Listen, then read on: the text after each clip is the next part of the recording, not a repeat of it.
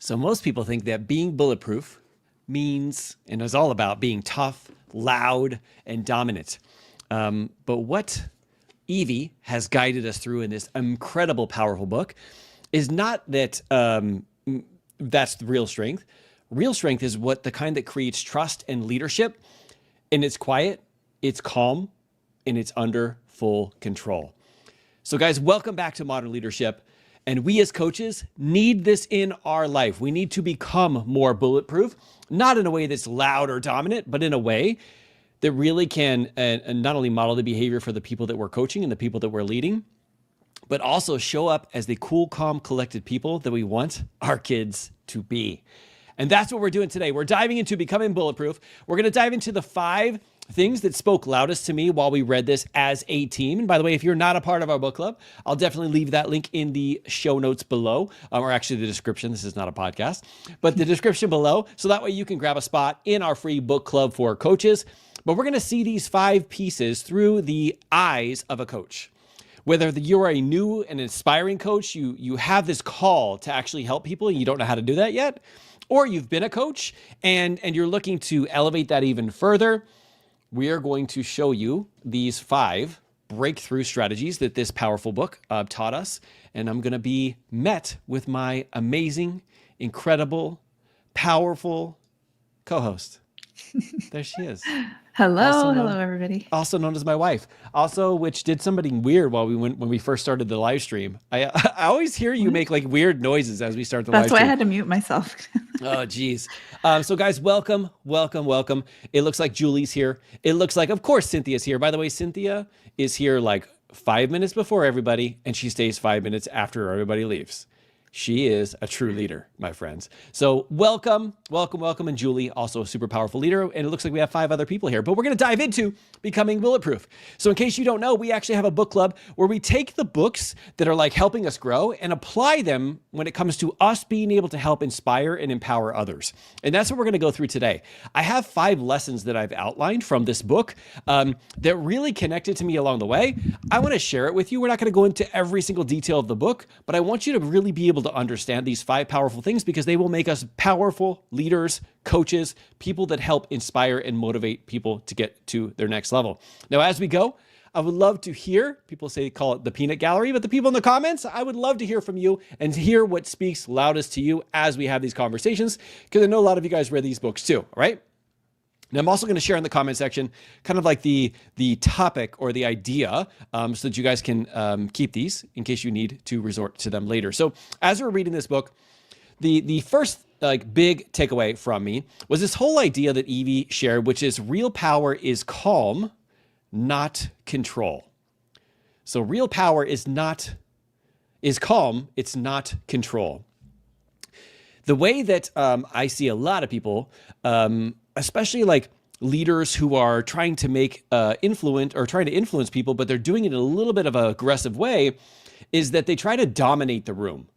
They try to be the person who's talking more. They try to be the person who's the most animated. They try to be the person that is kind of like taking the center stage. And one of the things that I found as a coach, and I'm sure Teresa would agree with this, is that our clients are not only the superheroes, but they're the ones where the focus is on. It's not about us, what we could teach, what we can train, because it's not about like being in total control. It's about having a certain calmness about you. Now, of course, Evie being a part of a Secret Service, people who guarded the actual president. She also talked about this like throughout her career of how it was not the people who like tried to be in control of things, but the people who were most calm that actually made the most influence for her. Now, as coaches, one of the ways we have to do this is we don't have to go into sessions. We don't have to go into areas just like here on YouTube trying to prove ourselves. Like we don't have to have that kind of energy. What we need to do is we just need to be fully present, stay inside of our own calmness, our own level of, one of my mentors says, to be the lowest heartbeat in the room, so that when you're there and you are the calm person, you could hear what's going on. You could like actually connect with people and you can give better advice than when you're trying to be in control and trying to be loud, right? Now, this is a big part of like even some of the stuff that we talk about inside of the Coach Accelerator, because it's about building this internal power as a coach instead of like waiting to chase this external validation or having to be in control of everything, but really just focusing on the things that we can control, which is inside of us. And so when she was talking about this whole idea of like real power, it really connected to me because as a kid, I thought real power was like the person who was speaking the loudest, the person that was in the front of the room, the person that everybody had to listen to. And as a coach, I found that to be like way different, that it was the actual reverse, is the most powerful leaders are the ones who are there. They're owning their presence. They're the most calm and they're the most able to connect with real people. So that's why that was a really big takeaway from this book is in order for you to experience the idea of real power is to be calm, not in control. What do you think, Teresa? Are you doing that right now? Being calm, yes. I'm in the Zen. I see it as kind of like that emotional intelligence, right? Yep. Where you learn how to, because everybody's different, but you learn how to kind of regulate your emotions so that way you can have clarity, you can approach situations in a calm way. Yeah. So that you can either de-escalate a situation or you just kind of like show others and model the behavior so that everybody can kind of gain that as well. So. Yep. Two things come up for me when you share that. First off, so I know a lot of you guys know this. I was a police officer, ended up as a police sergeant for LAPD for 20 years before I left, before I retired from there. And what I noticed is that when you get to a crime scene or a shooting or something that was like a really intense thing, there was sometimes sergeants or lieutenants who were losing their stuff. And that was not a way to gain influence and also was not a way to be in control. They thought they were in control because they were barking orders and I remember people very specifically yelling on the radio and it kind of created chaos amongst everybody. But when you have that cool, calm, like collected sergeant, the one who was like, hey, that just happened. Let's figure it out. I got to tell you, everybody else was not only more in control, but there was a lot more of calm and situations actually ended up working out way better than when people were all over the place. So having you share that one really hit with me. The second piece is I was teaching inside of the Dad Edge Accelerator, which is kind of like our boardroom for business, for dads who also have businesses. And one of the things we were talking about this week is emotional intelligence versus like your IQ versus your EQ, right? And what she is talking about is totally about EQ. You know, when you think about like your being aware of your own emotions, being aware of everybody else's emotions and how you can affect them with how you say and how you act. Being able to have a pause in between stimulus and response so that you aren't just reacting in that moment, right? But also being able to create a safe environment where people feel safe and seen and heard, and they're willing to share that stuff with you, right?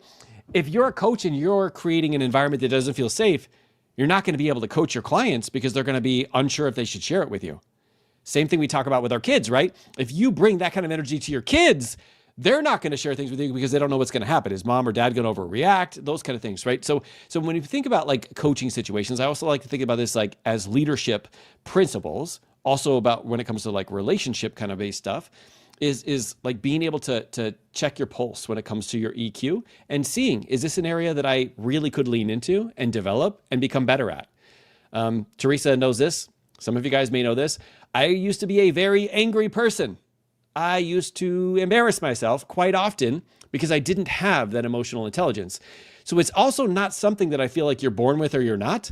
Maybe some people are, but it's something that I had to develop and I still have to work on, but I've gotten so much better over the years because I saw that this was my blind spot and I opened it up and I'm able to like step into it, right? So even if this isn't your area where you're like the most engaged right now, where you don't have it on point, maybe this is an opportunity for you to lean in and to develop it. So I have a question for you because of your experience as, being in law enforcement, and, how do you approach different situations? So you had to stay calm in really intense situations, like they were life and death, right? Yep.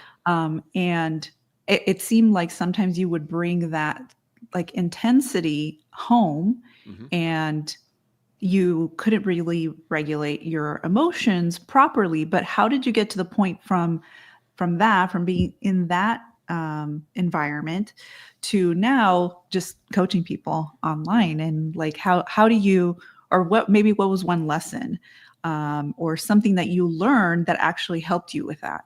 Yeah, great question. So I think this is something that it happened in the police field, but it also happened outside of there with like trying to become a better parent, a better spouse for you, with my health and fitness. And that was, I needed somebody on the outside to help me process what actually was happening. Because like in the moment when you're a police officer and like you're getting shot at, or just something like maybe not as intense as that, like you can't process it in the moment. Like there's no time to process it. Like you got to act, right? And so they call it muscle memory and we jump into it. One of the things that I wasn't doing is I wasn't processing it, right? Cynthia knows a lot about processing, but processing pain happens in multiple different areas, right? It could be the loss of a loved one. It could be a loss of a dog or an animal, right? It could be processing the pain from seeing something that like maybe most humans shouldn't see. I know, unfortunately, I've seen too many of those things working for Los Angeles Police Department, things that I would not want any other human to see. But it's like you still have to have a way and a space to process that. And I wasn't, which is why I was bringing that home, right? Because I didn't have that space to have that conversation to be able to process it. And through the process of learning how to coach, and then learning how to connect with other coaches and other, like for me, it was at the time, it was like working with other parents and husbands who also own businesses. Like I got into that environment because I wanted to excel when it comes to our business, but I also like didn't want to put you guys on the back burner or my health on the back burner. So I want to make sure that I was very intentional with who I hung out with, right? But they helped me process a lot of it, verbalize it out loud, get to see, wow, that sucks. Like, talk to me about it. And by being able to talk about it, it helped like me process it instead of pushing it away or trying to pretend like it's not there or fighting back, right? Those are the other ways that you can accidentally think that you're processing something, but in reality, you're like pushing back against it and it stays in there and it comes out in different ways. Right. So, I mean, these are some of the more advanced things when you talk about coaching and processing pain and stuff like that. But really, we process pain with everything that we do.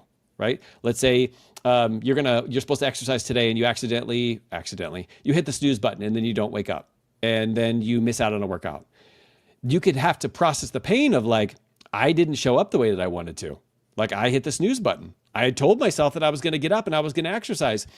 And you have to process it in a way where you don't just shove it down, but you think about, okay, I understand that's where the path that I went down, but what's a different path that I could go down next time, right? And you still have to process that on a different level than if it's a, intense situation that you've been through. But it's all about, really, I think coaching, a lot of it is about that whole processing pain. And having somebody to guide you through that is key. So great question.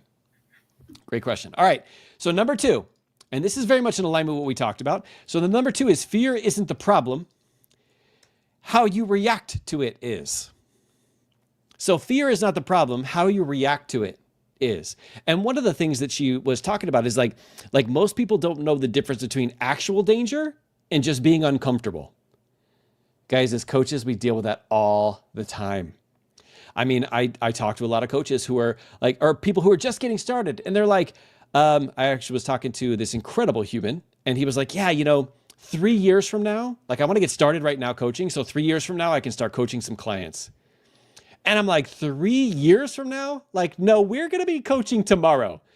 Because the act of asking somebody, hey, would you like to jump on a call? Would you like to get some coaching? Like that sometimes scares us so much that we feel like it's actual danger. But the only thing that could happen is they could say no. And the worst thing that would happen would be a feeling in your body because you're like, oh, they said no. Oh, let me just ask somebody else, right? And so what we do is we don't associate what actual fear is, like, where you actually are being chased by a saber-toothed tiger, which I'm sure that hasn't happened too often for all of us, right? Versus speaking in public or asking somebody for a sale or asking somebody if they want to get some coaching or have be your mentor or whatever. Like, there's really no danger in that. Even though our primitive brains think that, oh, we're going to be thrown out from the tribe and we're not going to be able to survive. Like that's just the primitive brain that we have, right? And as a coach, we have to understand that, but we also have to help clients through that, right? Is not basically stop letting fear run the show. And of course, we have a lot of different strategies that we use to do that. And I hope that everybody out there has multiple strategies to do that, because it is one of those things where fear will shut you down, but you have to start using it for you, not against you, and really recognize, like, is this actual fear or is this being uncomfortable? Which is, it is a big difference, but in the moment it might not feel like it. Number 3. Nothing on that, by the way? You're like sitting there so patient and so quiet. No, I was just going to say, like, when I think about it, it's kind of like fear is such a visceral feeling that you, like you said, it's like your brain can't like really differentiate between like actual physical danger and just you doing something uncomfortable. But that feeling is so intense that you have to kind of like work through it. You have to talk about it, right? You have to say, okay, stop. And like, okay, is this really going to hurt me? Or is it just like, am I going to feel embarrassed or, something that you don't want to feel, right? Because all of those other emotions feel just as bad as if, you got hurt physically. So it's about kind of like managing that, understanding that, nothing bad is going to happen to you and you're going to be okay. And, sometimes you just have to kind of like work through that, and just know like what's going to keep you from like procrastinating or doing the things you don't want to do that aren't going to take you, towards the path you want to go to, and just like really more reframe it so that you can start to like really get past the fear and or even do things with the fear still there, but you're still taking the action you want to take. Yep. Especially like having somebody else to talk through this, help coach you through it is really powerful, because sometimes if you get stuck in yourself, in your own head, it could feel like it's real fear, and you need somebody from the outside to kind of call you forward so that you realize that that's not the case, right? All right, number 3, the third takeaway from the book is your emotional state sets the tone. She says that the most dangerous people in the room are the calmest. Like, being calm is not a weakness, it's actually control. And really, coaching is the same. And so is leadership. You actually lose your power when you become reactive or just start trying to fix everything. When you're in that place, you actually lose your not only power, but your influence over, right? And that's why, as a coach, we need to learn how to coach from a place of calm strength, all right? I like to think of that as calm strength, because when somebody brings something to you, like, and it's something that could be something that like shifts you up 52 different levels, and you're calm, cool, and collected, you will actually like, that will be a contagious energy to the other person, just like the opposite is. When you're like, oh my God, that happened? What happened? Right? I mean, we see this with kids all the time. They bring you something and you're like, oh my God, you did that? Why did you do that? And what we do is we just totally shift the energy, but also they're like, I'm not going to tell dad anything about what happens next time, right? And it's the same as our clients. And we're like, oh my God, that happened? Why did that? And instead, us being the cool, calm, collected, that's really what sets the tone. And it sets the tone for them. So as a coach, we need to make sure that that's what we're doing, but also as a leader, right? If you're leading a big organization or you're leading in a space, I mean, I coach a lot of executives. And when I talk to the executives and they're like going into a meeting, they're like, oh my God, the world's falling apart. I'm like, is that really the leader that people need in this moment? Like, that is definitely not the type of energy that you want to be contagious, right? So you get to really like think about, what is the energy that I'm bringing into this situation? And how could I like be that cool, calm, collected, not pretending like things aren't happening. Notice that I'm not saying that, but like when you think about you calmly handling the situation, that's going to be the best version of you, but it's also going to help you resort to the best outcomes in that situation, especially when you're coaching. So making sure that you know that you are the one who sets the tone as a coach, not the other way around, and same as a leader. All right, number 4. This is one that I'm going to have to practice. Talk less, ask better, and listen fully. So the way that she explains this is like, if you're the person who's talking a lot, you're not number one, you're not able to ask better questions and really like get a full understanding, but you're not able to fully listen to the other person.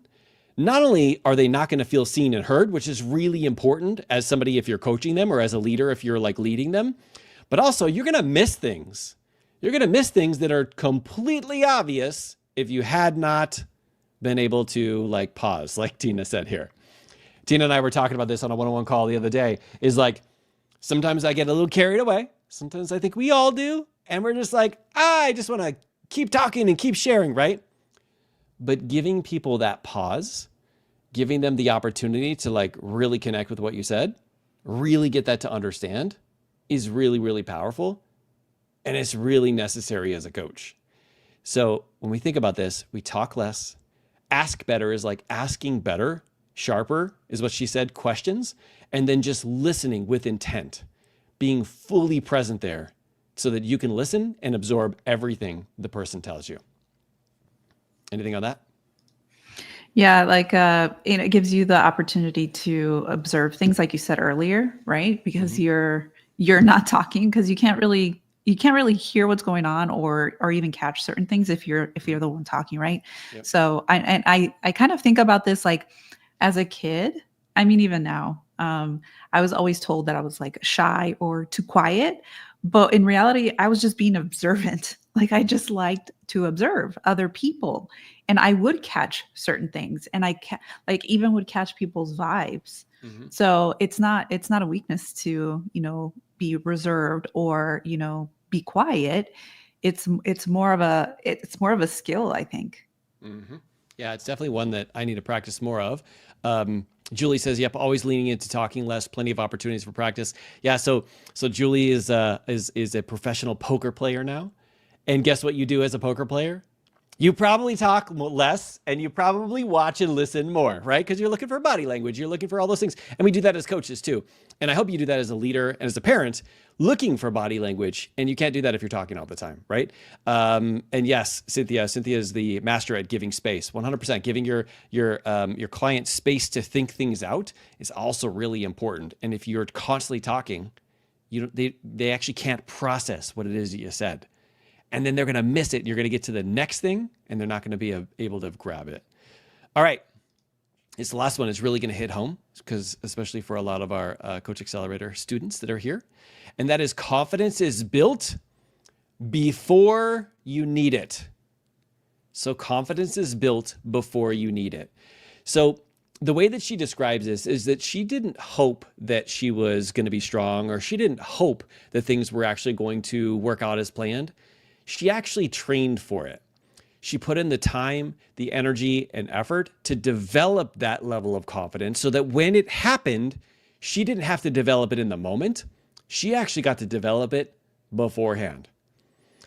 That's a lot of what we do in all of our programs, whether it's the certification that we're putting together today, whether it's the Coach Accelerator, something we're having in the future, which is going to be called the Master Coach Collective. It is being able to not only practice, but develop yourself and develop your confidence so that when you get out onto the street, quote unquote, the street, and you're having coaching conversations, you already have built that confidence and that self-confidence because you know that you're going to be able to help people. Like, I mean, that is such a important part of the coaching journey. When before I knew how to coach, and I say I knew how to coach, like I thought I was coaching.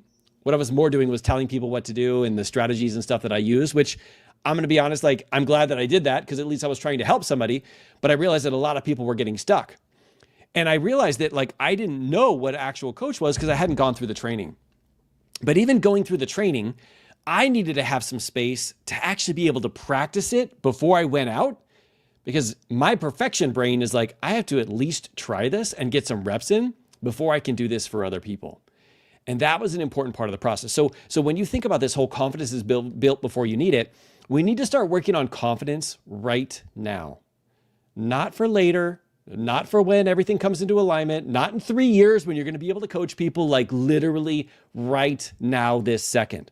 And sometimes how we do that is we make sure that we surround ourselves with the right people, other people who are also like working on that process. So that way, number one is it gives us I think it's like the internal, like, okay to get it wrong, because we're having conversations in whether it's a coaching group or some type of group that gives us the ability of coaching, so that when we actually get into the real world, we feel like we know what it is that we're doing.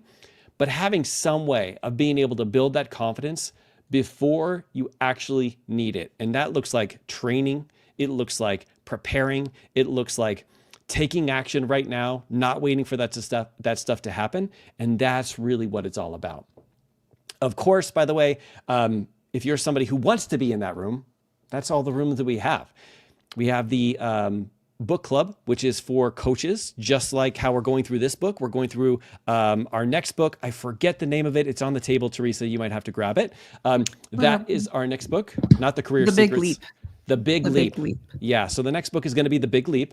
But we also have our certification that we're putting together, as well as what's called our Coach Accelerator. So depending on whether or not where you're at in your business, being able to have that environment for you to lean into to develop the confidence now.